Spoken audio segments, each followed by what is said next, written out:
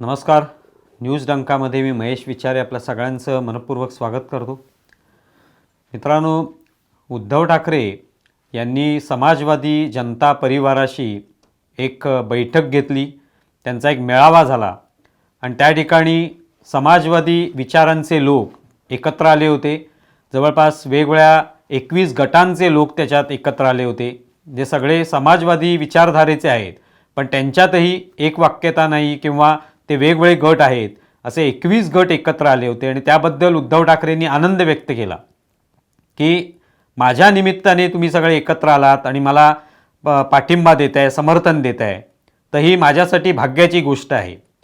आणि त्या पद्धतीने उद्धव ठाकरे यांनी एक छोटं भाषणसुद्धा त्या ठिकाणी केलं आणि आपण कसे या सगळ्या समाजवादी परिवाराशी आता जोडले जातोय, एक कुटुंब प्रमुख म्हणून मला तुम्ही मान्यता दिली आहे, असं उद्धव ठाकरे म्हणाले. आता या सगळ्या गेल्या काही वर्षामध्ये आपण पाहतोय की उद्धव ठाकरेंची भूमिका ही आता पूर्णपणे बदललेली आहे. म्हणजे सुरुवातीला जेव्हा ते काँग्रेस आणि राष्ट्रवादीसोबत गेले 2019मध्ये आणि महाविकास आघाडीचं सरकार स्थापन केलं, तेव्हा एक राजकारणाचा भाग म्हणून त्याकडे बघितलं जात होतं की कदाचित भाजपला सत्तेपासून दूर ठेवण्यासाठी, देवेंद्र फडणवीस यांना अद्दल घडवण्यासाठी उद्धव ठाकरे यांनी या दोन पक्षांसोबत सोयरीक केली आणि त्या ठिकाणी सत्तेमध्ये त्यांनी स्थान मिळवलं, स्वतः मुख्यमंत्री झाले. हे सुरुवातीला वाटत होतं, पण नंतर त्याच्यातून ज्या गोष्टी उलगडत गेल्या त्यानुसार उद्धव ठाकरे यांनी हिंदुत्वाचा जो हात आहे तो हळूहळू सोडण्यास सुरुवात केलेली आहे. हे स्पष्ट होऊ लागलं, कारण ते नसतं तर त्यांच्यासोबत एकनाथ शिंदे किंवा त्यांच्याबरोबर असलेले 40 आमदार हे उद्धव ठाकरेंसोबतच राहिले असते. भलेही त्यांचं पटत नसेल, त्यांच्यामध्ये काही मतभेद असतील, तरी देखील ते एकत्र राहू शकले असते. पण जो काही दावा त्यांनी केला एकनाथ शिंदेनी बाहेर पडताना की आता हा पक्ष हिंदुत्ववादी राहिलेला नाही, बाळासाहेबांचे विचार ते घेऊन जात नाहीयेत, म्हणून आम्ही बाहेर पडतोय, तेच ते वास्तव होतं. आणि त्या पद्धतीने उद्धव ठाकरे यांनी काँग्रेस आणि राष्ट्रवादीसोबत एक प्रकारे सत्तेमध्ये सहभागी होण्याचा निर्णय घेतला. बाळासाहेब ठाकरे ज्यांच्या कायम विरोधात राहिले त्यांच्यासोबत उद्धव ठाकरेंनी जाण्याचं ठरवलं आणि तेव्हा मात्र तो एक राजकारणाचा भाग वाटला. मात्र हळूहळू उद्धव ठाकरे हे हिंदुत्ववादी विचारधारेपासून कुठेतरी लांब जात आहेत हे स्पष्ट व्हायला लागलं. ते या भाषणामध्ये म्हणाले, या सगळ्या समाजवादी जनता परिवारासोबत जे काय त्यांचं आज बैठक झाली, मेळावा झाला, त्याच्यामध्ये त्यांनी भाषण केलं आणि त्यावेळेला ते म्हणाले की मी प्रवाहाविरुद्ध पोहण्याचा निर्णय घेतला. मग प्रवाहाविरुद्ध म्हणजे काय की बाळासाहेब ज्या पद्धतीने काँग्रेस आणि राष्ट्रवादी काँग्रेस यांच्यावर टीका करायचे, त्यांच्या विचारधारेच्या नेमकी त्यांची विरुद्ध विचारधारा होती, हिंदुत्ववादी विचारधारा होती, त्यामुळे ते एकत्र येणं कधी संभव नव्हतं. आणि ते स्वतःसुद्धा म्हणाले होते की ज्या वेळेला मला काँग्रेसबरोबर किंवा काँग्रेस विचारधारेबरोबर जाण्याची वेळ येईल तेव्हा मी शिवसेनेला टाळं लावीन.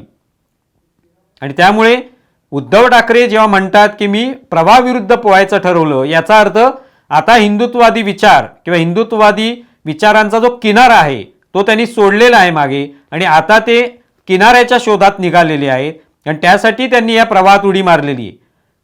पण बऱ्याच वेळेला असं होतं, जेव्हा एखादा माणूस प्रवाहाविरुद्ध पोहतो तेव्हा त्याच्यामध्ये एक क्षमता असते, त्याच्यामध्ये एक आत्मविश्वास असतो की आपण प्रवाहाविरुद्ध पोहताना आपल्याला किनारा कधी गवसेल माहिती नाही, पण आपणच तो पार करू, हा प्रवाह पार करून आपण किनाऱ्याला लागू, ही त्याला खात्री असते, स्वतःवर एक विश्वास असतो.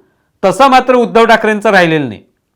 उद्धव ठाकरेंनी या सगळ्या आत्तापर्यंतच्या कार्यकाळामध्ये मग सुरुवातीला काँग्रेस राष्ट्रवादीसोबत सोयरीक केली, पण नंतर जसजसं कळायला लागलं, जसं सरकार पडलं, तसतसा त्यांना अंदाज आला की आता आपल्यासोबत किंवा आपल्या पक्षाला आधार देण्यासाठी कोणीतरी पाहिजे. आपल्या पक्षातला मोठा गट निघून गेलेला आहे, आपला पक्ष कमकुवत झालेला आहे, तर आधार त्याला पाहिजेच. त्याच वेळेला राष्ट्रवादी काँग्रेसची अवस्था आपण पाहतोय, अजित पवार ते सुद्धा 40 आमदारांचं बाहेर पडलेले आहेत. त्यामुळे आता आपल्याला नवीन नवीन आधार शोधले पाहिजे, तर आपण या प्रवाहामध्ये पोहू शकतो, हे त्यांना लक्षात आलेलं आहे. आणि त्यातून मग संभाजी ब्रिगेड बरोबर त्यांनी कुठेतरी सोयरीक तयार केली. वंचित आघाडी जी आहे त्याच्याबरोबर सुद्धा त्यांनी मैत्री तयार केलेली आहे आणि त्यांच्यासोबत जात आता ते समाजवादी परिवारासोबत सुद्धा आलेले आहे. म्हणजे एक प्रकारे आपण म्हणू शकतो की जसं केंद्रीय पातळीवर भलेही नरेंद्र मोदींच्या विरोधात सगळे उभे राहिले असले तरी एकमेकाच्या विरोधात असलेले असे अनेक पक्ष 26 पक्ष जवळपास एकत्र आलेले आहेत, जे भलेही म्हणताना मोदींविरुद्ध आपण आहोत ते म्हणतात, पण त्यांच्यातही एकमेकामध्येही पटत नाही, एकमेकाच्या विरोधातही ते अनेक ठिकाणी उभे असतात, असे पक्ष एकत्र आलेले आहेत. तशीच इंडी आघाडी ही महाराष्ट्रात सुद्धा झालेली आहे असं म्हणता येऊ शकतं आणि त्याचं नेतृत्व उद्धव ठाकरे करतायत. आणि त्या नेतृत्व करत असताना त्यांचा त्या ठिकाणी उद्देश एकच आहे की या सगळ्यांचा आधार आपल्याला मिळावा. कारण आत्ता सध्या आपल्या हाती काही नाहीये, आपल्या हाती काही शिल्लक राहिलेले नाही आणि ते स्वतःही ते म्हणतायत. म्हणजे हे काही कोणी विश्लेषकांनी सांगण्याची गरज नाही, स्वतःच ते या भाषणामध्ये सुद्धा म्हणाले की माझ्या हाती काही नाहीये, माझे हात रिकामे आहेत, मला तुम्हाला देण्यासारखं असं काही नाहीये, तरी तुम्ही मला माझ्यासोबत आलात. तर ते म्हणताना त्याचा उद्देश हाच असतो की या सगळ्या समाजवादी परिवाराने आता उद्धव ठाकरेंचा आधार घेतलाय.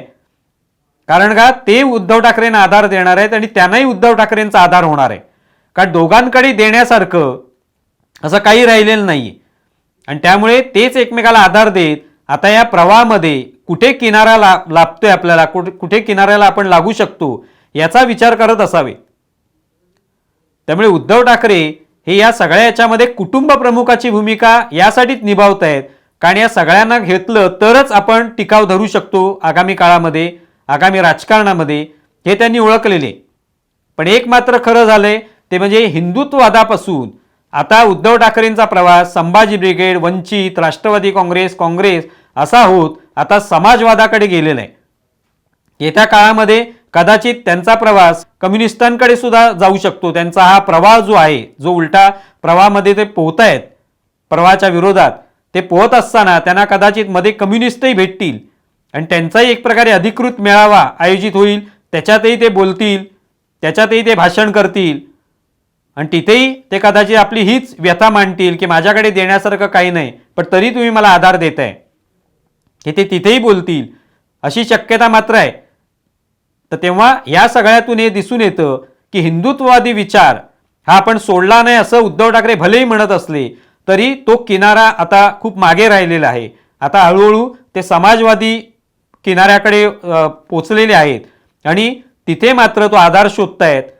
ते सगळे आधार घेऊन पुढचा त्यांचा प्रवास कसा असेल हे आपण येत्या काळात पाहूया. तुम्हाला व्हिडिओ कसा वाटला हे जरूर कळवा. आमचा व्हिडिओ जास्तीत जास्त लाईक करा, शेअर करा आणि आमचे यूट्यूब चॅनल सबस्क्राईब करा. धन्यवाद. न्यूज डंकाच्या सर्व प्रेक्षकांना सादर नमस्कार.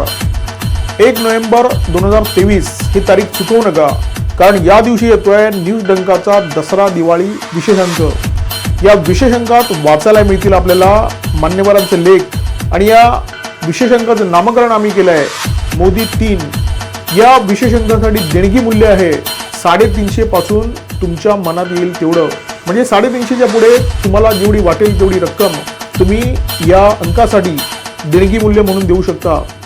चुकवू नका 1 नोव्हेंबर 2023चा कार्यक्रम जो होणार आहे दादरच्या स्वातंत्र्यवीर सावरकर स्मारकामध्ये सायंकाळी 5:30 पासून पुढे. आणि या कार्यक्रमामध्ये सहभाग फक्त नोंदणीनंतरच शक्य आहे. त्यामुळे ज्या प्रेक्षकांना या कार्यक्रमामध्ये सहभागी होण्याची इच्छा आहे त्यांनी कृपया स्क्रीनवर दाखवलेल्या मोबाईल नंबरवर व्हॉट्सअप मेसेज करावा. त्या व्हॉट्सअप मेसेजमध्ये आपलं नाव द्यावं आणि आपला थोडक्यात पत्ता द्यावा.